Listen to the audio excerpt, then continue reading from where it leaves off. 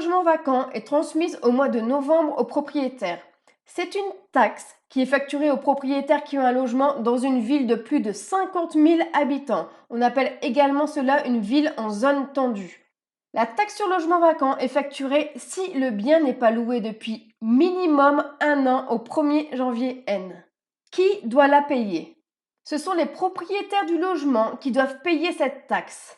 En cas de démembrement, c'est-à-dire si une personne détient le bien en pleine propriété et un autre en usufruit, c'est à l'usufruitier de payer cette taxe et uniquement à l'usufruitier. Comment être exonéré de la taxe sur logement vacant? Tu peux être exonéré de la taxe sur logement vacant dans certaines conditions.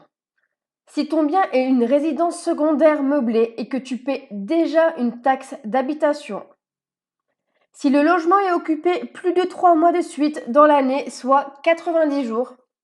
Si tu dois faire de très gros travaux dans le logement et que ton bien est considéré comme inhabitable, la valeur des travaux doit être d'au moins 25% du prix du logement. Il faut bien sûr que les travaux soient nécessaires pour y habiter.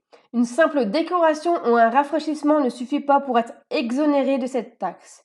Cela doit être des travaux de plomberie, d'électricité, de charpente, de toiture, etc. Tu peux également être exonéré de cette taxe si ton logement est vacant mais que ce n'est pas intentionnel. C'est-à-dire par exemple si tu veux vendre ton bien mais que tu ne trouves pas d'acquéreur ou si tu as du mal à le louer. Si tu as du mal à le louer, il se peut que ton bien ait besoin d'un petit rafraîchissement, pense-y. Si ton bien est en vente dans une agence immobilière, il faudra que tu transmettes aux impôts le mandat de vente que tu as signé avec l'agence immobilière. Cela prouvera que le logement est certes vacant, mais que ce n'est pas du tout intentionnel de ta part. Si ton bien est en gestion dans une agence immobilière, demande au gestionnaire de faire un courrier aux impôts en stipulant qu'ils ont des difficultés à trouver des locataires.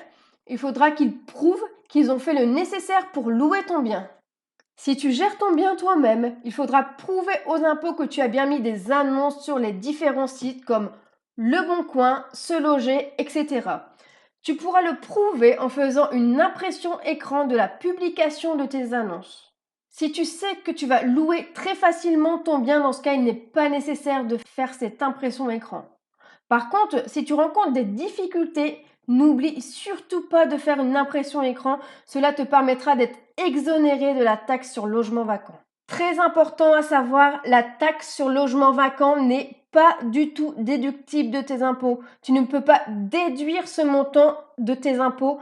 Au mois de septembre, les locataires reçoivent la taxe d'habitation. Si aucun locataire n'habitait dans les lieux au 1er janvier de l'année, la taxe d'habitation n'est pas facturée. Dans ce cas, les impôts facturent systématiquement aux propriétaires la taxe sur logement vacant. Lorsque ton locataire arrive ou quitte ton logement, il faut que tu transmettes ces informations aux impôts.